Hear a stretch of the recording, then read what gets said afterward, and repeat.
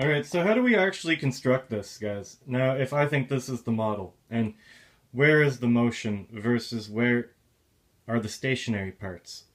What are the materials used? Why are they the materials being used? You know, those questions. So, everything I've said up to now is like thoughts, guys, you know? I could not document them, but when I document them and watch them, I get things out of them. I decode my own stuff, okay, guys? So, my intent. Anyways, I think I see it now in this orchestration because there's some details in the drawing, guy, that give it away. Now, I think it's the dumbbell. Okay, you see this dumbbell shape? Now think of that as being this axis, going from this magnet to this magnet. Okay, so what we have here is, let's say the dumbbell is made of copper. Okay, and your magnet slides in to an insulated area with foam around it. Okay, and your copper dumbbell is orchestrated into a star configuration. Okay, so the core would be copper. This would all be copper, guys. There's no coils here. This is just copper rod. Okay, let's just say, call it 10 units round. So you have copper rod, 10 units round, all configured in a star. Okay, and then when it gets to the magnet here, okay, it stays like this, but there's a ring around it, like a flat plate of aluminum. Okay, going all the way around and then like welded right here. Okay, and then there's bars of aluminum connecting to a ring of aluminum. Okay, and then on that ring is a coil of copper. It is not welded, it's not attached to anything. It is just a coil which is twisted around the aluminum rod, but not super tight, guys. It can like roll around there, you know, it can spin.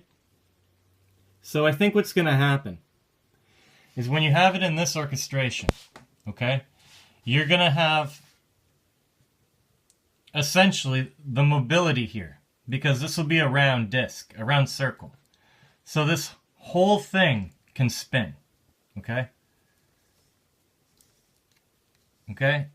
It will be able to spin. And these coils will be twirling. Okay? Just bear with, like maybe, guys, okay? Where the star will remain stationary, okay? And in balance. And I think that nothing really gets going, guys, until you put the last piece on top. Like when you put the last ring on top of the dumbbell that's sticking up, it turns on. And then it'll start spinning and it'll be rotating and in balance, guys. But I think that's possible. And it facilitates storage of the magnets at all the ends, okay? And if you have a, what is this, 10, if this is going to be 10 units here, or 5, whatever, guy, I don't know, but whatever this is, that's pretty rigid to hold the magnets, okay? The 2 magnets here and the 2 magnets here. So it'll be able to contain it. Okay, maybe it pipes down a little in the middle. I don't. We could play with that, but I'm thinking that's the thing. So I think that once you maybe set something in motion, it all starts to turn in motion, and everything starts to be, you know, like kind of like, whoa, guys, what's going on here? So the whole thing will be like the star will be rotating, the things will be turning, and the coils will be spinning, and there's a lot of motion here happening, guys. Now, where's your positive and negative terminal? That's kind of difficult. I guess it'd have to be the bottom and the top because that's the only place that's going to be stationary, right? So I wonder if this produces energy. Okay? Forget breaking it into simpler systems, because I don't think there's enough balance here. I think there's something here, but there's no balance, there's no motion. You need motion. And when there's motion, perpetual motion or something over unity, it's very interesting. Okay, it's just like it's creating Roman numerals in 3D. with constructs. It's 18 periods, 12 magnets, 3 axes, 33 guys.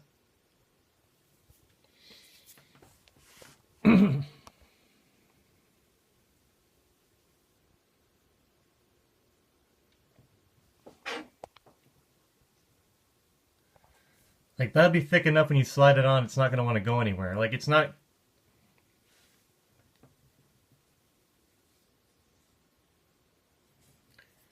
If there's going to be friction, you have to be... Friction. Just aluminum.